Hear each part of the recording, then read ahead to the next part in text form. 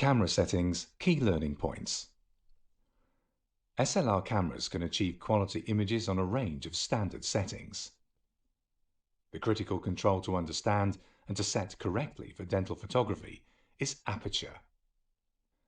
For intraoral photography, a larger aperture value allows more of the dentition to be in focus from front to back.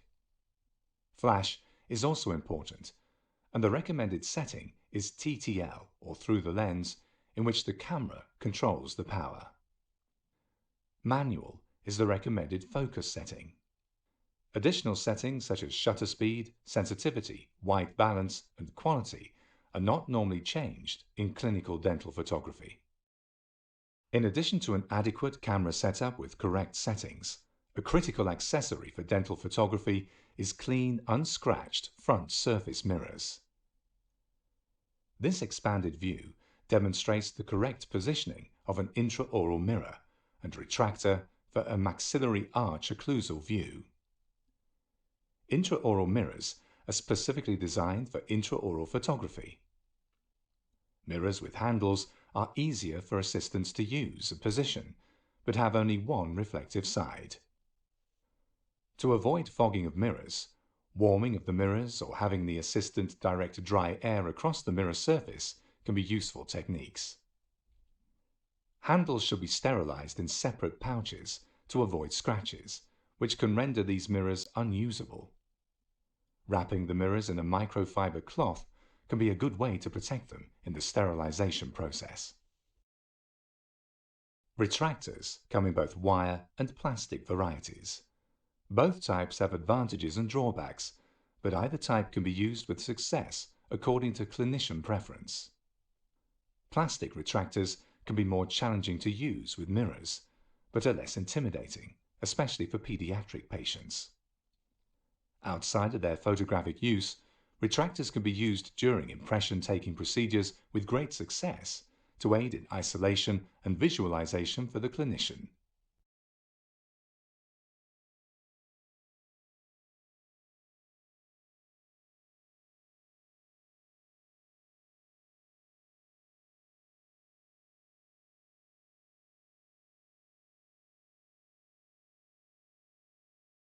Contrasters isolate an area and give a clean, professional-looking background to images.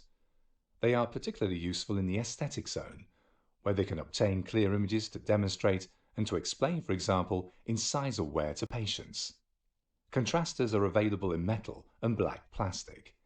They are used as an adjunct to retractors and are positioned behind the teeth to be recorded as far posterior in the mouth as possible. Accessories for clinical photography, key learning points. Key accessories for dental photography include mirrors, retractors, and contrasters.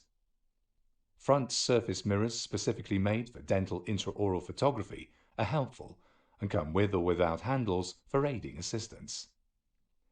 Both metal wire and plastic retractors can be used with success. Black plastic or metal contrasters can be very helpful to isolate the anterior dentition.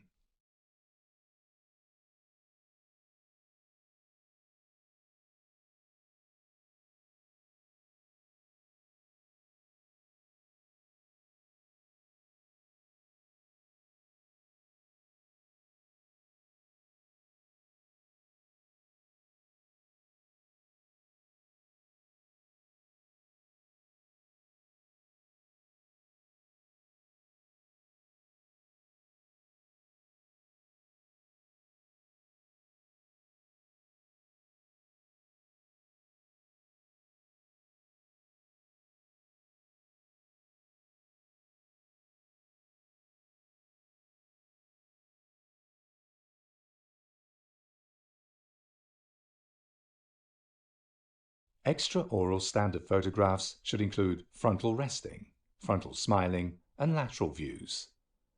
For frontal views, the patient should be relaxed and facing directly toward the camera. The camera should be at eye level, and the view should include the crown of head to the clavicles, as seen in these three images.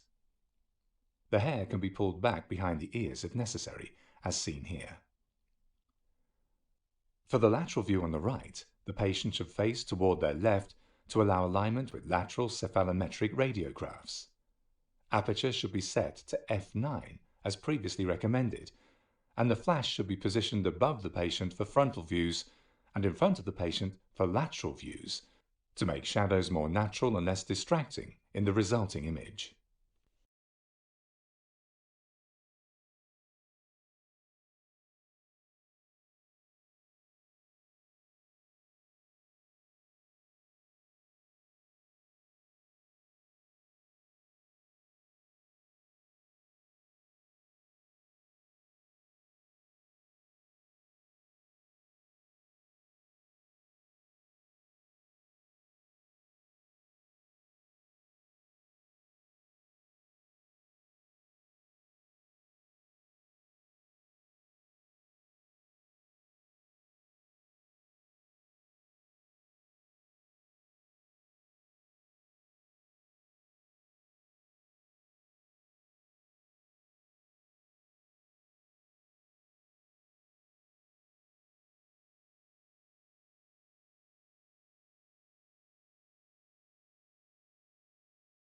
Intraoral views should be taken with the lips fully retracted.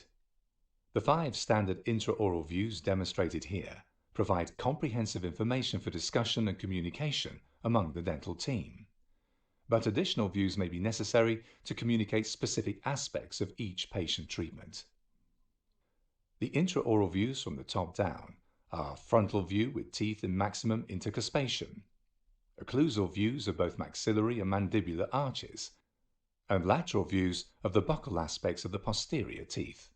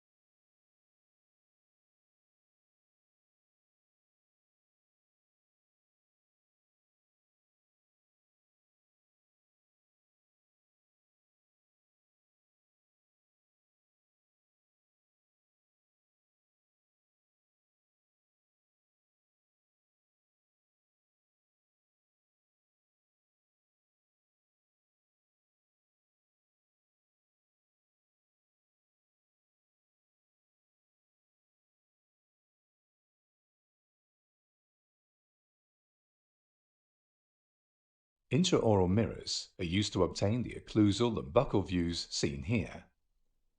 The angle of the camera to the teeth should be as close to 90 degrees as possible.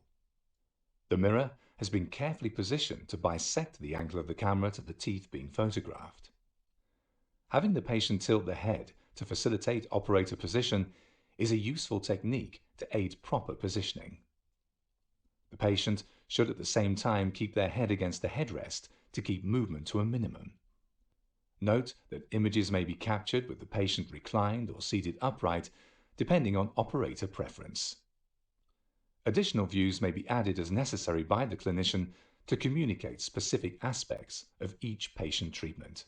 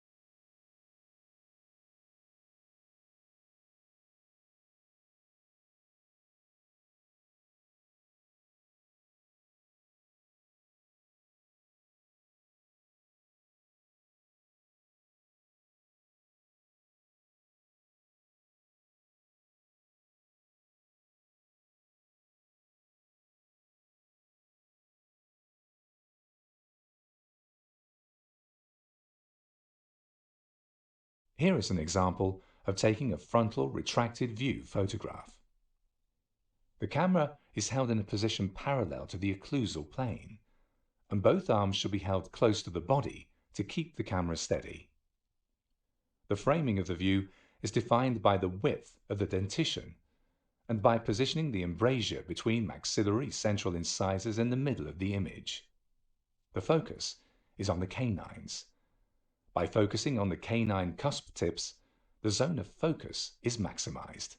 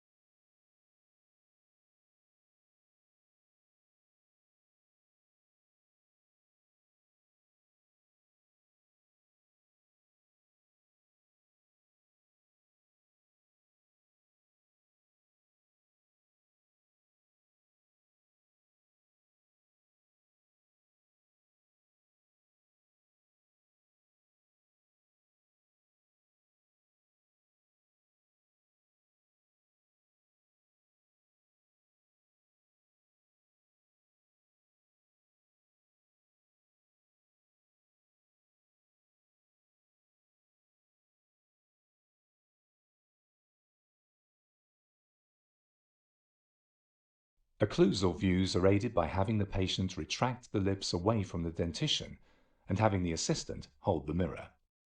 Some useful advice for the patient is to tell him or her to pull your lips toward the tip of your nose for the maxillary view and to pull your lip away from the teeth and toward your chin for the mandibular view.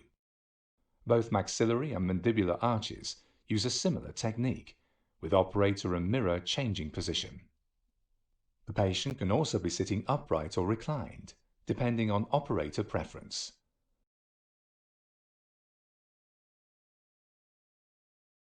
The framing of the view should include the full dental arch, and the midline of palate or lingual frenum should be at the center of the image. The focus is on the occlusal surfaces.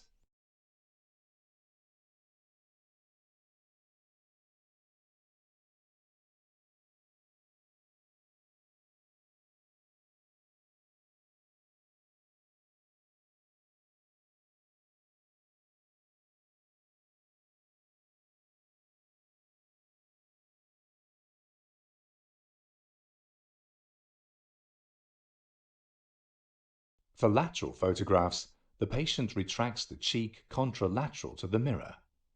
The patient should use far less tension during cheek retraction than with the other views, to maximize flexibility on the side being photographed. The mirror is held by the assistant. The mirror should be held as far distally as possible, using care not to impinge on the buccal mucosa. The mirror should be as close to a 45-degree angle to the posterior teeth as possible.